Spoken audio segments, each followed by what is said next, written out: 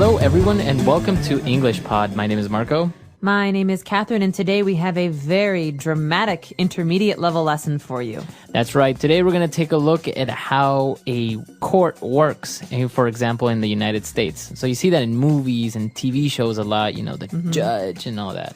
That's right. Many of you have seen the movie The Firm or 12 Angry Men. These are classics in courtroom drama, as we say. So today we're in a courtroom, and there are many characters who are trying to determine if this person is innocent or guilty. So let's take a listen and find out what's going on.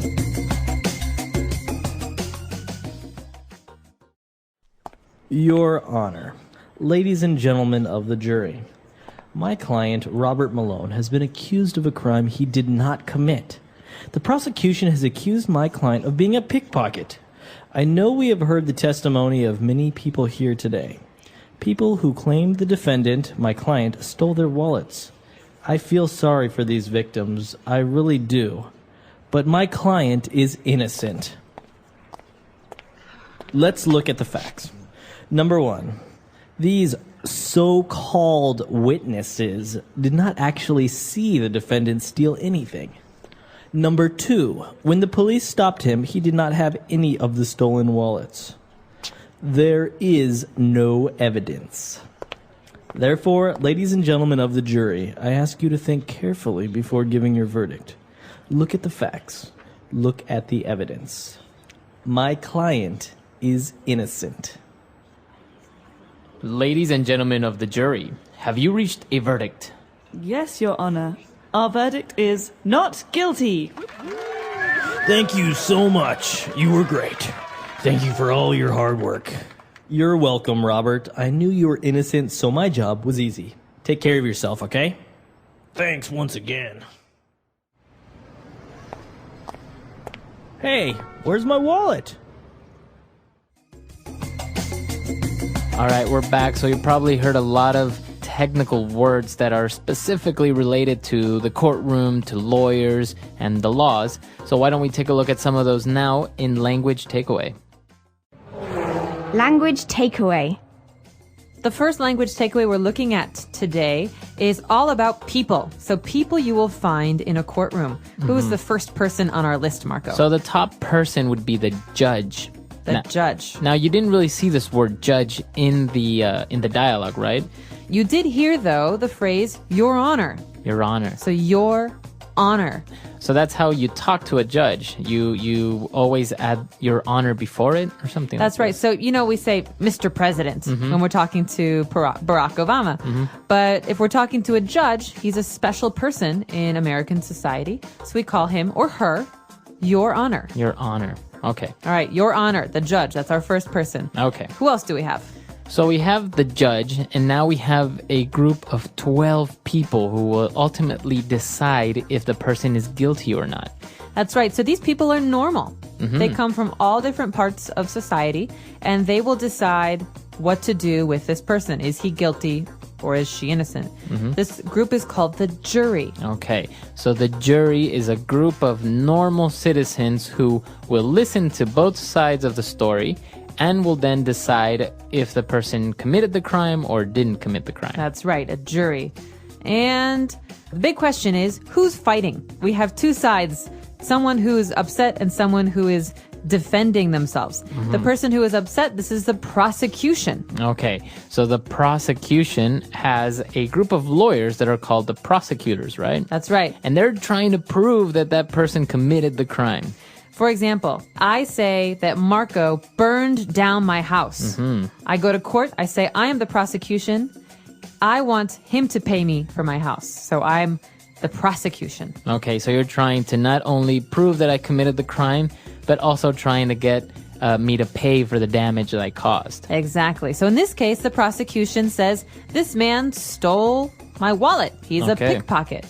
And who is the pickpocket? Or maybe the pickpocket. Who's the other side of this? The defendant. Defendant. Think about the word here. To defend is to stand up for yourself, to protect yourself. Right. So the defendant says, listen, no, that's not true. I am not a pickpocket. I didn't do that. So we have the prosecution and the defense. Okay? And the person who might be guilty, the person who did the thing or didn't do the thing, is called the defendant. Okay. So in your example again about the crime that maybe I burnt your house down or I didn't, I would be the defendant and my lawyers would constitute my defense. Yeah, they are your defense. Okay? Okay. So very technical words, but the important thing to remember here is defendant. All right. Good. So now we have one key element that is also a person. We have the witness. All right, so the basic idea, like you said, is we have to tell a story. My story is that you burned down my house. And you say, no, I didn't. Prove it. I say, I can. Someone saw you with a lighter. Okay. And so this person is my witness. That means that he or she saw what happened. So someone who sees a crime is a witness to that crime. Okay, very good. So a lot of people are in the courtroom. A lot of things are happening. So I think we should listen to the dialogue again. And we'll be back to look at some more words on Language Takeaway Part 2.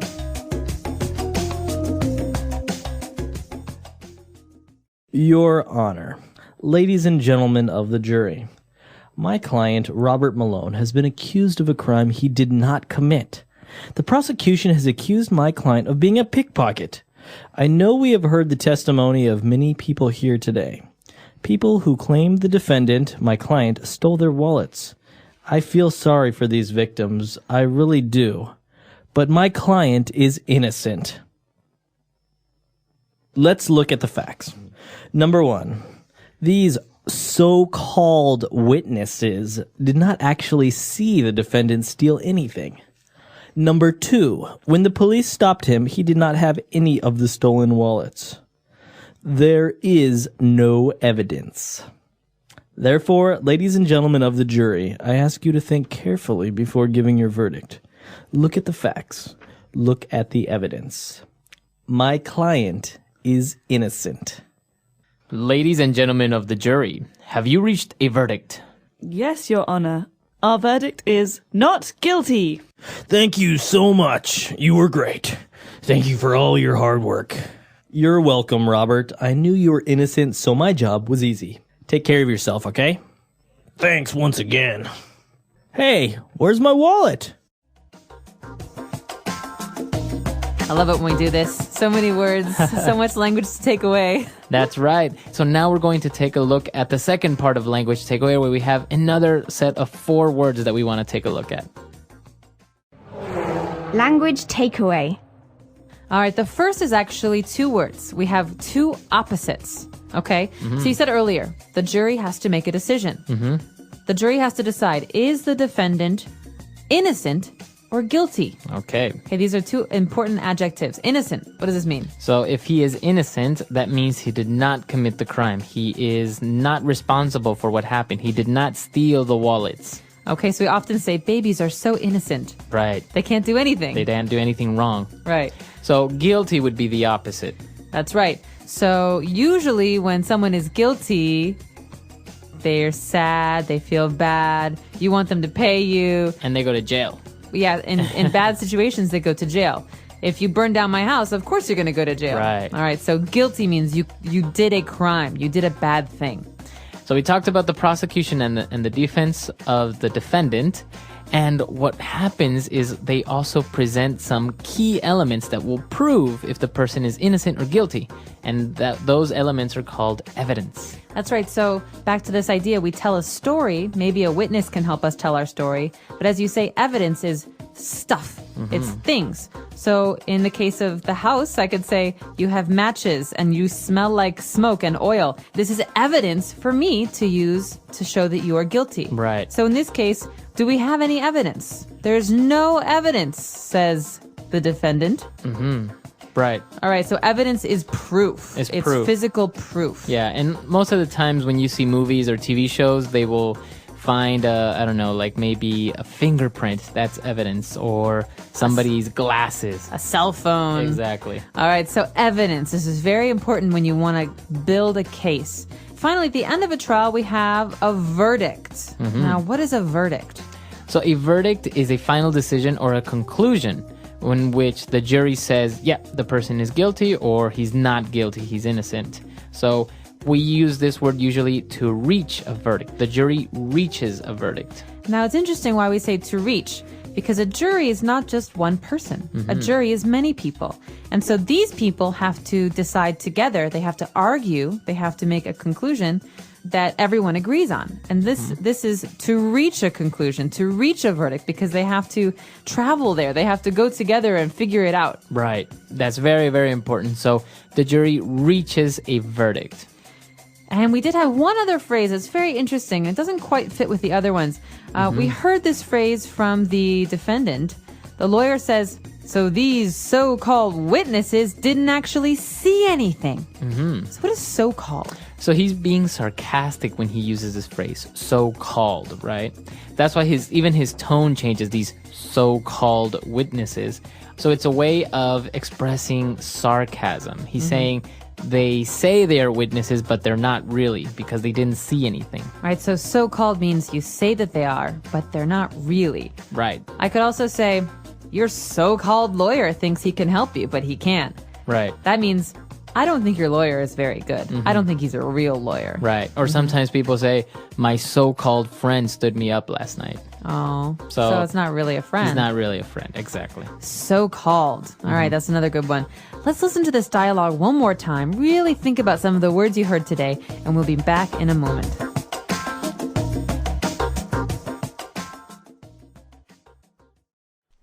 Your Honor, ladies and gentlemen of the jury, my client, Robert Malone, has been accused of a crime he did not commit. The prosecution has accused my client of being a pickpocket. I know we have heard the testimony of many people here today. People who claimed the defendant, my client, stole their wallets. I feel sorry for these victims. I really do. But my client is innocent. Let's look at the facts. Number one, these so-called witnesses did not actually see the defendant steal anything. Number two, when the police stopped him, he did not have any of the stolen wallets. There is no evidence. Therefore, ladies and gentlemen of the jury, I ask you to think carefully before giving your verdict. Look at the facts. Look at the evidence. My client is innocent. Ladies and gentlemen of the jury, have you reached a verdict? Yes, Your Honor. Our verdict is not guilty. Thank you so much. You were great. Thank you for all your hard work. You're welcome, Robert. I knew you were innocent, so my job was easy. Take care of yourself, okay? Thanks once again. Hey, where's my wallet?